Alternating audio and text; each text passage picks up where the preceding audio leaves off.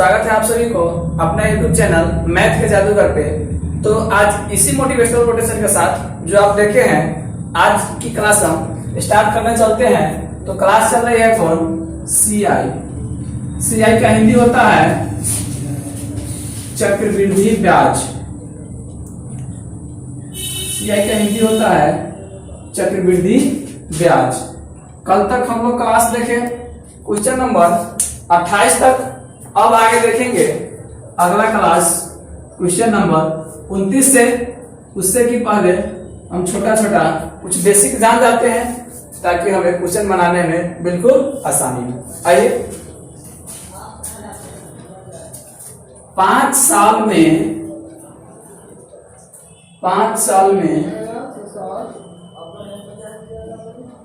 Principal 5 साल में principal अपने मूलधन का 5 साल में अमाउंट अपने प्रिंसिपल का 3 गुना हो जाता है। 3 गुना हो जाता है। 3 गुना हो जाता है तो कितने साल में या तो 25 साल में, इससे पहले 25 साल में अपने प्रिंसिपल का 25 साल में अपने प्रिंसिपल का कितना गुना हो जाएगा? कितना गुना हो जाएगा? 5 साल में कोई अमाउंट अपने प्रिंसिपल का 3 गुना हो जाता है तो 25 साल में वो अपने प्रिंसिपल का कितना गुना हो जाएगा? हो अमाउंट क्या हो जाता है? प्रिंसिपल का 3 गुना। तो यहाँ अगर हम प्रिंसिपल P मानते हैं, प्रिंसिपल को अगर यहाँ P मानते हैं तो 1 प्लस R बाई 100 की पावर n। 100 की पावर क्या है? n। या अमाउंट कितने हो जाता है? 3p। किसका? P का। प्रिंसिपल का अमाउंट 3 गुना हो जाता है। प्रिंसिपल का अमाउंट क्या गुना हो जाता है? 3 गुना। प्रिंसिपल का अमाउंट कितने गुना हो जाता है? 3 गुना। कितने समय में? तो 1 प्लस R बाई 100 की पावर 5, यानी कि 5 साल में 5 साल में मूलधन का अपने अमाउंट 3 गुना हो जाता है। इस से कट गया, निकला क्या? 1 प्लस R बाई 100 की पावर 5 बराबर 3। इक्वेशन 1 में निकला। अब हमसे पूछा है कि 25 साल में यह कितने गुना हो जाएगा? अमाउंट 25 साल में कितने गुना हो जाएगा? तो P into 1 plus R by 100 की पावर 25। प्रिंसिपल कितना है? P है। इस पावर 25 को हम ब्रेक करके लिख सकते हैं किसमें? 1 प्लस R बाई 100 की पावर 5 और फिर इसका भी पावर 5। क्यों? क्योंकि जब यहाँ ये ब्रैकेट हटेगा तो दोनों पावर आपस में गुना हो जाता है और फिर से क्या हो जाता है? 25। तो P और इसके जगह यहाँ देखिए 1 प्लस R बाई 100 की पावर 5 बराबर कितना है? 3। तो 3 के पावर 5 या 3 के पावर 5 करेंगे तो 3 गुने 3 गुने 3 गुने 3 गुने 3 P, यानी कि 243 P। यानी प्रिंसिपल का कितना गुना हो जाता है? तो प्रिंसिपल का 243 गुना हो जाता है। प्रिंसिपल का कितना गुना हो जाता है? 243 गुना। अगर हम इसे इस प्रकार से बनाए कि अगर प्रिंसिपल 1 रुपया है, अगर प्रिंसिपल 1 रुपया है तो 5 साल में अपने का 3 गुना हो जाता है। प्रिंसिपल 1 रुपया है तो 5 साल में कितना हो जाता है? 3 गुना। तो यही 1 रुपया 25 साल में कितना गुना हो जाएगा? तो यहाँ क्या है? 5 का 5 टाइम गुना, तो 3 गुने 3 गुने 3 गुने 3, 5 बार 243 गुना प्रिंसिपल का हो जाएगा। प्रिंसिपल का 243 गुना हो जाएगा।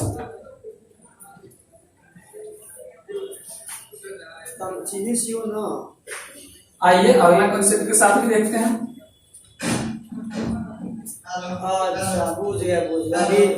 अगर ये सारा कंसेप्ट और कंटेंट क्लियर है तो क्वेश्चन बनाना बिल्कुल आसान पड़ेगा।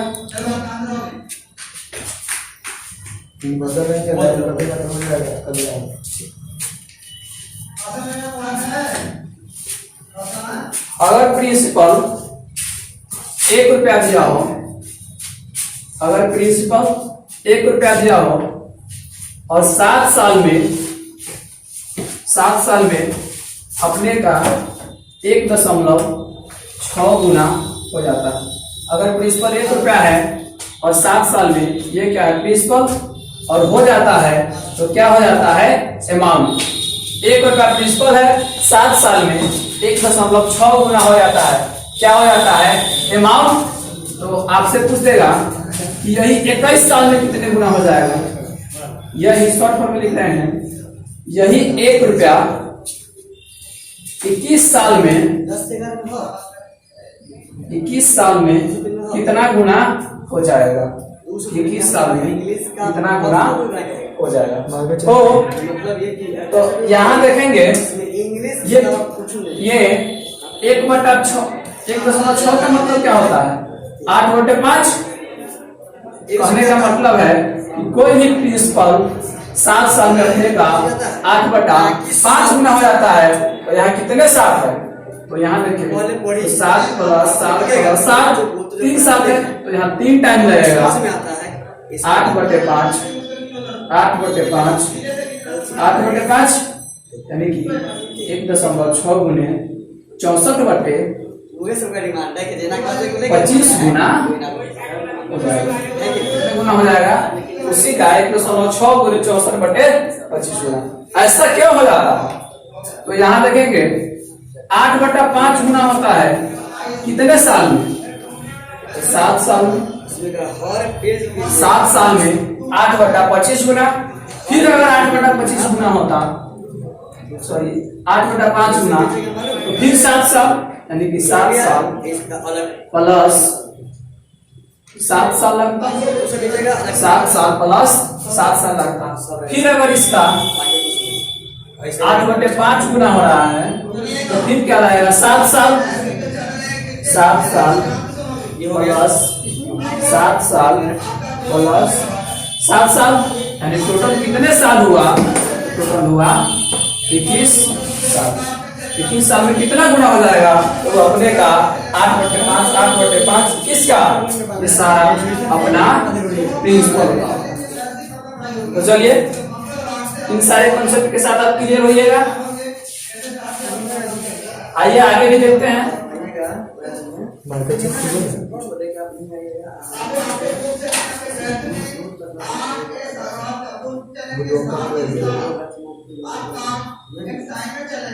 मिटा दे इसमें।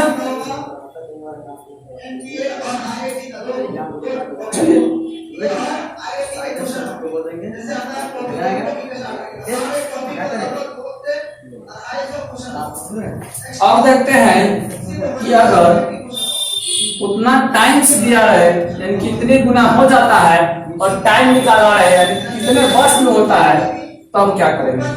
अगर क्वेश्चन कह रहा है कि 1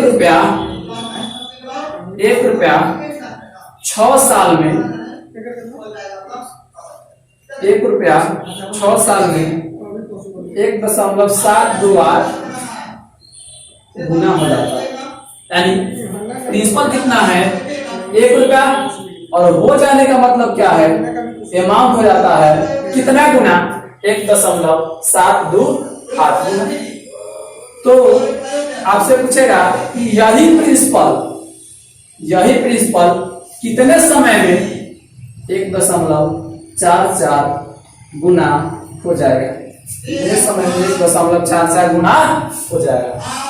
हो तो यहां देखें तो ये क्या है, ये है 1.2 के पावर क्यों, तो इसे हम लिख सकते हैं इसके जगह क्या 1.2 और 1.2। क्या तक क्लियर है, कोई डाउट? चलिए नो डाउट। तो हमसे पूछा है 1.44 गुना हो जाएगा, इसका मतलब क्या है 1.2 के पावर 2 हो जाएगा, 1.2 के पावर 2 हो जाना, यानी 1.2 गुने 1.2। यहाँ कितने साल है, 6 साल। तो इसे ब्रेक कर सकते हैं 3 भाग में, जब 3 भाग में यहाँ ब्रेक किए तो यहाँ भी 3 भाग में ब्रेक करेंगे, 2 प्लस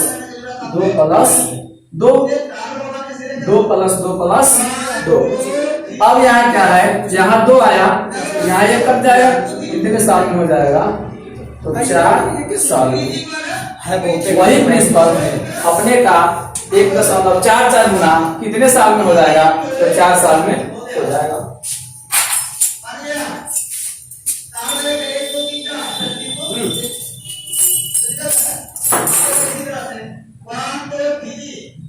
अगर मानिए इसे बेसिक रखते हैं, तो बेसिक रखते हैं तो क्या आया, कह रहा है कि कोई प्रिंसिपल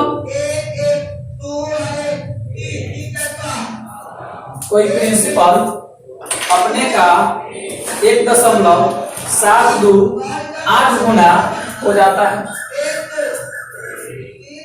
प्रिंसिपल है वो अपने का कितने गुना हो जाता है, 1.728 गुना हो जाता है। यहाँ ध्यान देंगे, यहाँ क्या क्या लिखते हैं, अमाउंट बराबर P इंटू 1 प्लस R/100 के पावर n। हालांकि आपको इन बातों पर ध्यान नहीं देना है, आपको केवल ये कंटेंट क्लियर होना चाहिए।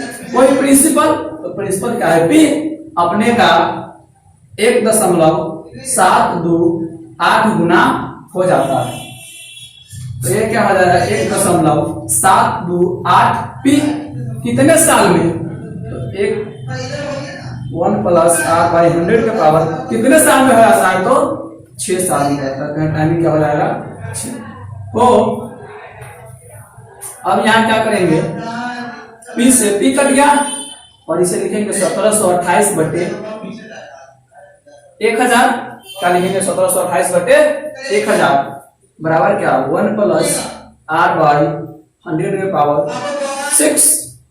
अगर यहाँ इससे हम ब्रेक करें तो इसे क्या लिखेंगे, 1.12 के पावर 12 बटे 10 के पावर 2 लिख सकते हैं।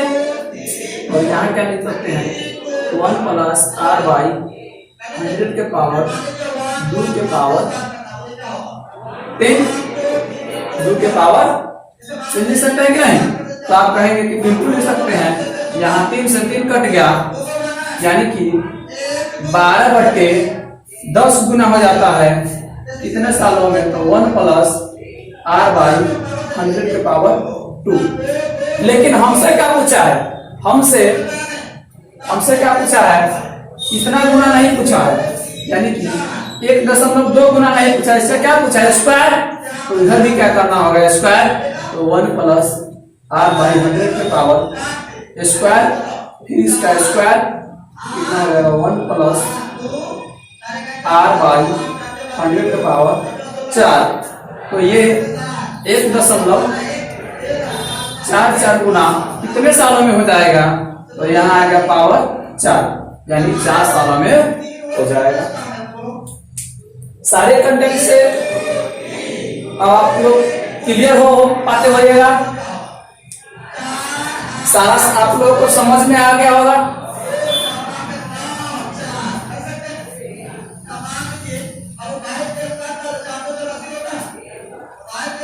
चलिए आगे भी देखते हैं कुछ।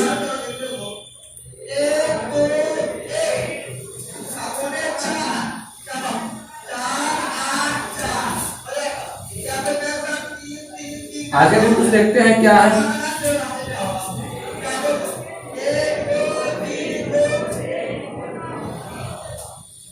अगर आपसे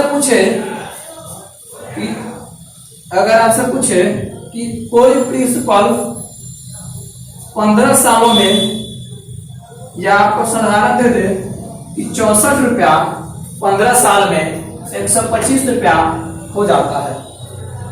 क्वेश्चन में आपको दे दे कि 64 रुपया 15 सालों में 125 रुपया हो जाता है।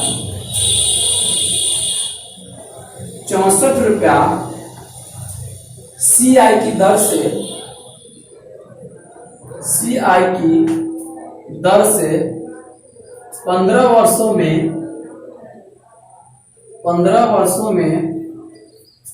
125 रुपया हो जाता है। 125 रुपया हो जाता है, तो यह 10 वर्षों में कितना रुपया कितना हो जाएगा, कितना हो जाएगा। फिर से एक बार सुनिएगा, 64 रुपया CI चक्रवृद्धि ब्याज की दर से 15 वर्षों में 125 रुपया हो जाता है, तो यह 10 वर्षों में कितना हो जाएगा। 64 रुपया है, 15 सालों में कितने सालों में, 15 सालों में 125 रुपया हो जाता है। तो आपसे पूछा है यही 64 रुपया 10 सालों में कितना गुना होगा। 10 सालों में कितना हो जाएगा, यानी कि अगर ये निकल जाए कि कितना गुना हो जाता है तो क्लियर हो जाएंगे कि कितना हो जाता है। तो यहां देखते हैं, अगर यहां 1 रुपये की बात करें तो 15 साल में क्या होगा, 125 बटे 64 इतना होगा कि नहीं, तो आप कहेंगे कि सर बिल्कुल होगा। फिर यहां देखिए तो 1 रुपया, यहां 5 को 3 बार में ब्रेक कर सकते हैं, तो ये 5 सालों में 5 में इसलिए ब्रेक कर रहे हैं कि ये भी किसका गुणज है, 5 का गुणज है, तो हमें क्या होगा, बनाना आसान पड़ेगा। कितना यह है, 5 बटे 4 का क्यूब, तो 5 सालों में कितना हो जाएगा, 5 + 5 + 5। अगर एक बार लेंगे यहां एक सिर्फ 5 साल में, तो 5 साल में कितना हो जाएगा, 5 साल में आपको हो जाएगा 5 बटा 4 गुना। तो पूछा क्या है, पूछा है हमसे 10 सालों में, कितने सालों में पूछा है, 10 साल में। तो 10 साल में इसका स्क्वायर यानी कि 25 बटे 16 गुना हो जाएगा। और प्रिंसिपल कितना है, 100, सीधा 64 रुपया, और हो जाता है कितना, 64 का 25 बटा 16 गुना, 16 × 64, 100 रुपया हो जाएगा। कितना रुपया हो जाएगा, 100 रुपया। तो आई होप कि मैं ये उम्मीद कर सकता हूं कि ये आपको ये सारे कॉन्सेप्ट से, सारे कंटेंट से क्लियर हो गए होइएगा, और ये बिल्कुल समझ होइएगा कि जब हमें बस निकालना रहे या कितना मल्टीपल हो जाता है ये निकालना रहे, तो आप अच्छी तरह से निकाल सकते हैं। तो चलिए हम चलते हैं अगली टाइप। कल देखे थे टाइप नंबर 8 तक, अब आज से देखते हैं अगली टाइप नंबर 9 से, और क्वेश्चन नंबर 29 से स्टार्ट करते हैं।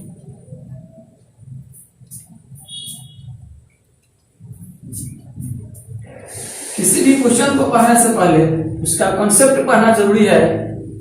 जब आप उसके कॉन्सेप्ट से अच्छी तरह से परिचित हो जाते हैं तो क्वेश्चन बनाना कोई मुश्किल काम नहीं होता, क्वेश्चन तो यूं ही आसान बन जाता। आइए अब हम लोग पढ़ते हैं टाइप 9, क्वेश्चन नंबर 29 से।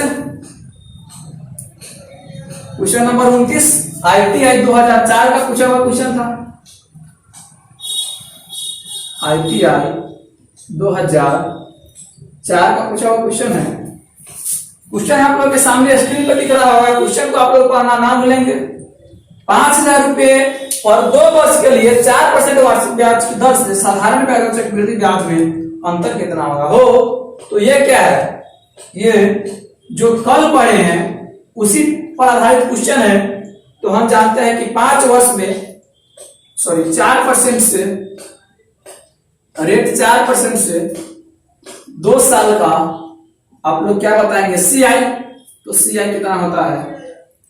सीआई होता है 8.16%। एसआई कितना होता है? एसआई होता है 8%। और दोनों का डिफरेंस कितना होता है?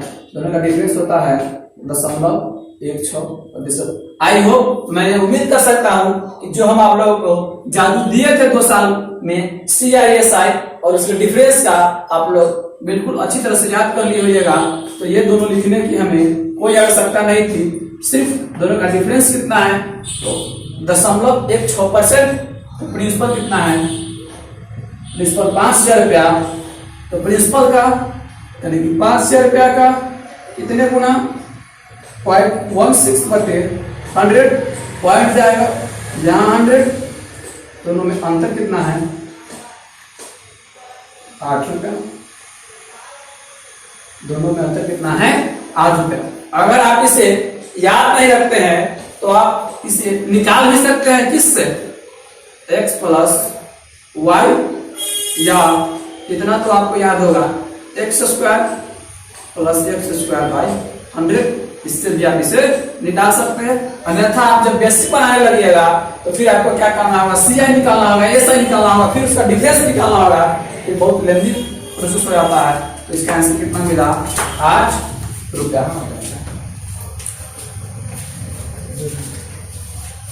चलिए अब